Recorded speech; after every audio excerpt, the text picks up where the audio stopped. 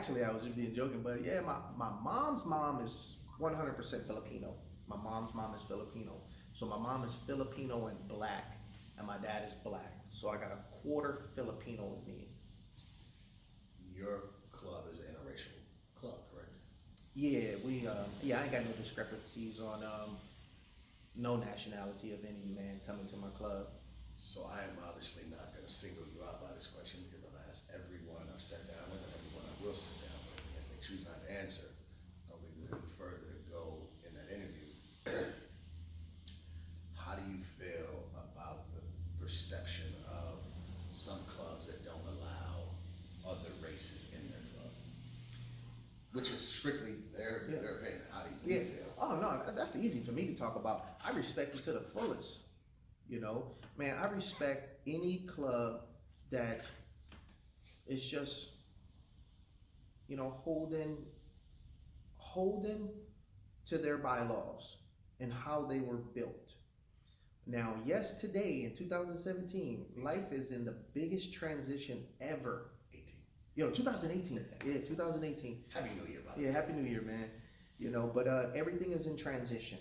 So if there's a club, no, being that there are clubs out there today that do not allow, let's just say factually, black men into their club, you know, I don't have a problem with that.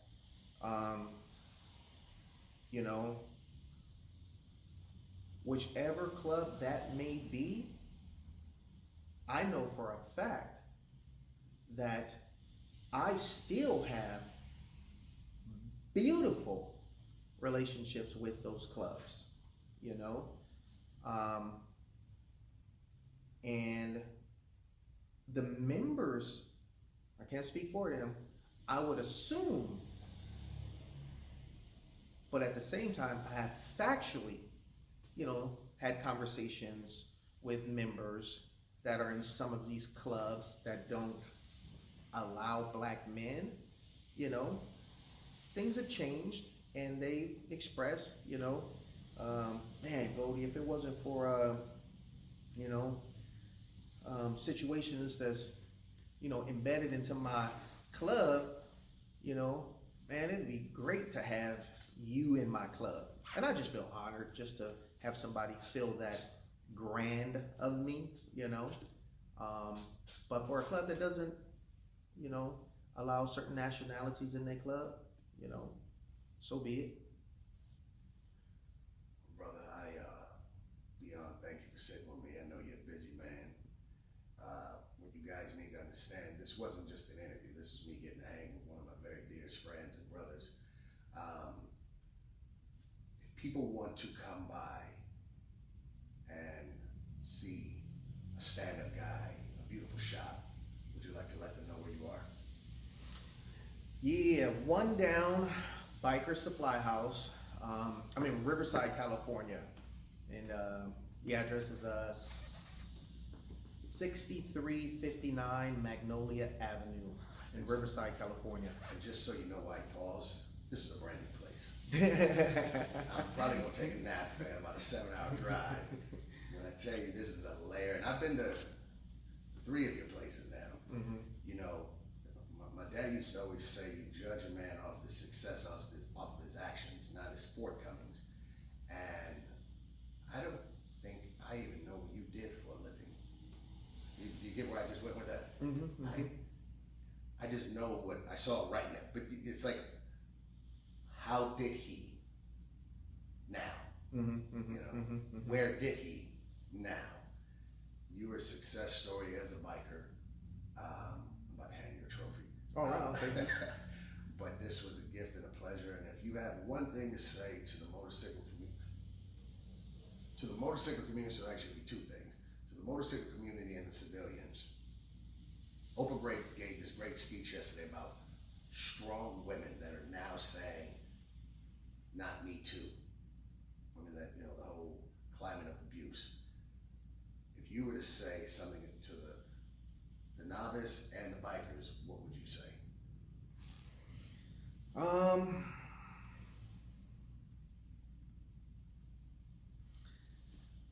you know, living this motorcycle club life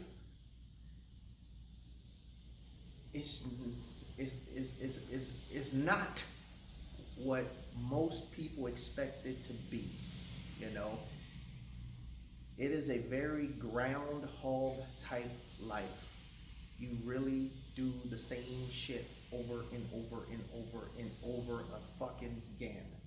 You lose rights and privileges when you're trying to be everything as fair and upstanding and positive as you can. You get treated like a terrorist.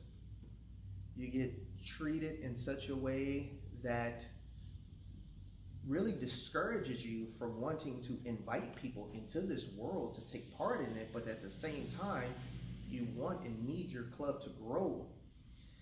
People want to come to the club, but you don't want people coming to the club that got bad credit, no job, baby mama drama, just lost their job, and all that. And I say that because people tend to want to come to even the 1%er lifestyle after they have failed at something.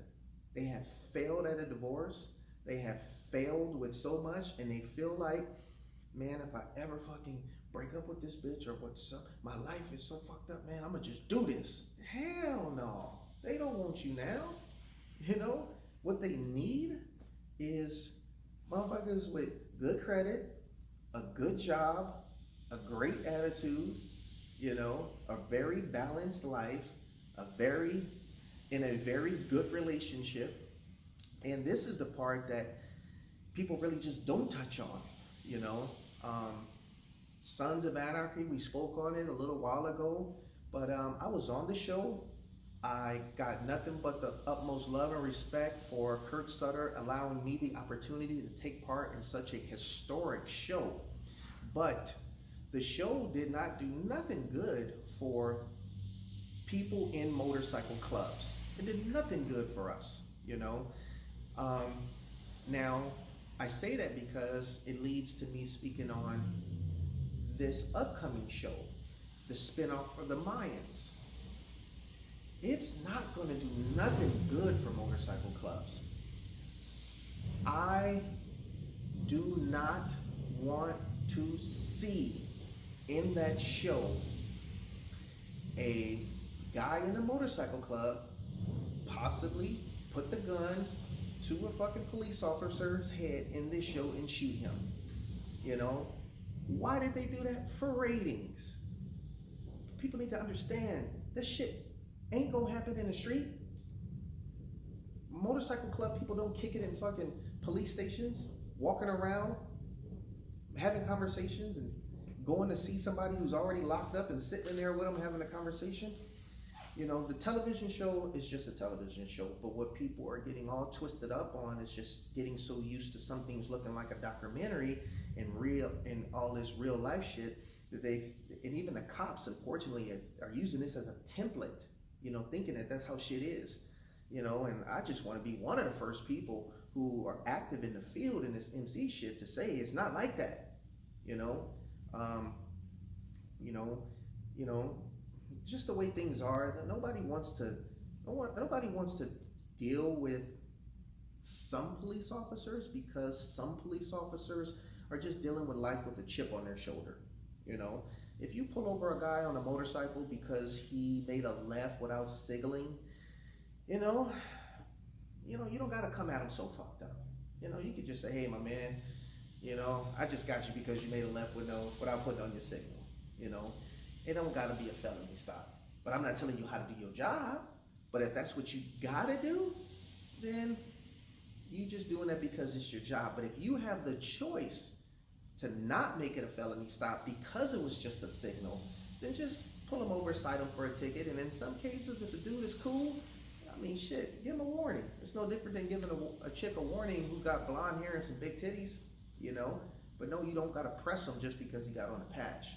You know, people think coming to a motorcycle club is just gonna be the save all to making their life right. Fuck no. You know, it's no different than you being with your bitch for 11 years and thinking you're gonna fix the relationship by getting married. Hell no. The divorce rate of getting married after 11 years is 85% divorce rate. So when you come to a motorcycle club, you really need to understand that, you know, you are putting yourself in a position to just, you know, lose privileges. You know, when it shouldn't be like that.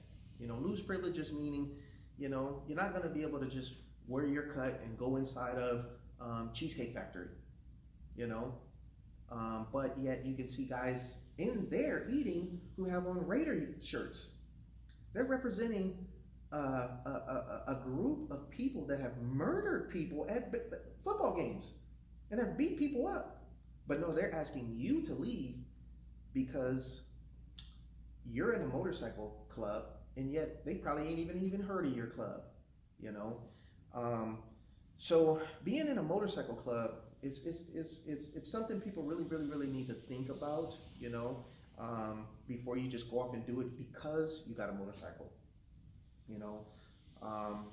It's a lot that comes along with it, and in today's world, point blank, it's just not going to get easier for us, you know. They have things set up to where, you know, they want to label you as a domestic terrorist, and that's bad. That's real bad, you know. And when you get with a motorcycle club, give it a whole lot of thought, because what you have just signed up for is taking responsibility on things that have happened in that club, most likely before you were even fucking born. And you're gonna assume full-blown responsibility for everything that's ever happened, you know? So when people say to me, you know, man, you know, man, I'm surprised you ain't a 1%er yet. Or I'm surprised this, I'm surprised that. But if you knew me, you wouldn't be surprised, because you would know that, you know, I put a lot of thought into things that I do.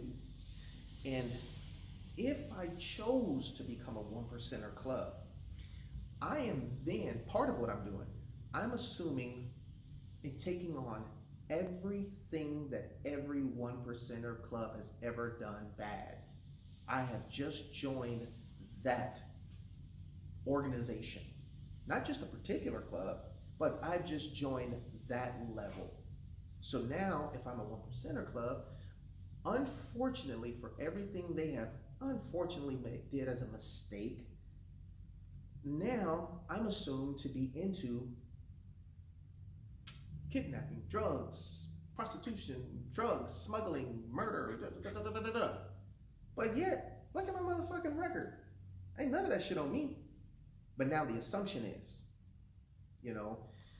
So back to 1%er. It was a quote that was made many years ago from, you know, related to the American Motorcycle Association. And then it just got blown out of proportion. You know, it just got blown out of proportion, you know. And speaking on the 99%, it was just something, another quote. People will fucking make the worst out of something if you allow them to, you know. So are some people a 99% club? You know, I've seen a patch that say 99%, and you know, I don't know why he had him. I don't know why. So be it. You know, I just left it alone. But the way that things done flipped, you know, some cats who wear that 99% are wearing it as a fuck you to 1%ers, you know, and some of those 99% clubs, or the club, was law enforcement, you know. So it's unfortunate that, you know, they, uncool people, can create something just to battle, you know. And I would assume for the 1%er clubs that are out there, whoever the biggest and recognized ones are, let me just say I'm saying this relating to them. You know, if they could fucking wake up tomorrow, if it cost $1 million for them to have a clean slate tomorrow, if it cost $1 million and the government said, give us $1 million, we'll erase your motherfucking past and give you the chance to live a fucking clean path today with no priors, they pay it. They wish, I'm assuming they wish they had the opportunity to have a clean record. You know, I have people in 1%er clubs that talk to me, say, Goldie, hey, I seen you guys were at Yard House. That's fucking nice that you were at Yard House sitting there in your cut, you know. Fucking wish we can do that. You know, I wish we could, you know, when I watch your videos and places that you guys go, I wish we can do that, you know. And I know that they speaking that from the heart, you know. And at the same time, this dude, he ain't got no arrests. He got 3 fucking kids. He's an awesome fucking dad. Been working on his job for around 25 fucking years. Got a clean bike, a clean car. His kids are very, very fucking respectful. And this man loves his club so much that he's still willing to hold on to his club and take the sacrifice of not being able to take part in being a normal citizen and being able to take advantage of being an American in the United States. You know, and that's a trip. We're in the United States and we are in a motorcycle club, and we'll get kicked out of a restaurant and we're Americans, and some foreigners can sit there and eat and they don't even have paperwork. You know, so but for me, for One Down Motorcycle Club, for all the clubs that matter out there, you know, the big ones, you know, everybody know a little bit of something about somebody. You know, there are clubs that I've never seen in person, but there are members in their club who've heard of me or heard of One Down. And in this lifestyle, what's important is you want to keep a good name about yourself. You know, you want at least for people to be able to say, nah, I never met him, man, but I heard he a cool motherfucker. Because at the same time, there's many people out there that are in situations where people say, nah, I never met him, but I heard he's a piece of shit.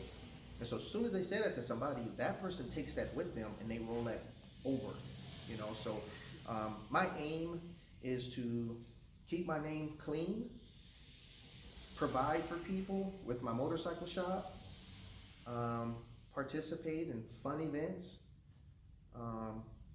and try to help people if I can. You know, and that's one thing in this lifestyle, you'll wear your ass out quick thinking, you know, you're gonna help everybody, because most of these cats need something more than not, you know. You know, much love to everybody out there who watch this. And as you can see, man, I talk in a way where I ain't trying to step on nobody's toes, you know. And I try to talk also where it's not even needed for me to name drop on anything, because if you're in this lifestyle, you know what I'm saying, and you might know who I'm speaking on, you know. And if there's something that needs to be verified or vouched on that has something to do with me, once again, just Google One Down, you know, and then the phone number that pops up, you know, you'll be on the phone with me in seconds, you know, and we can handle it, because nothing needs to be speculated that matters about me, you know. So I want to say thank you, Kaz, for allowing me the opportunity to speak on this. And really, I spoke way more than what we said we would. And you know, I wish all you clubs out there the best. And all the members out there, you know, if you see me in traffic or somewhere, just know that I'm approachable, and I look forward to meeting everybody. I only got one chance to live in this life, and this is something I tell myself and my members. And I'm here to try to touch every motherfucking thing I can. You know, I'm trying to touch and taste everything, you know, because when it's done, it's done. You know, my physical life will be done, but my spiritual part of my life, you know, I want that to be something that I know is going to be here forever, you know. So much love to everybody, and thank you, Kaz, man. I appreciate it. My brother.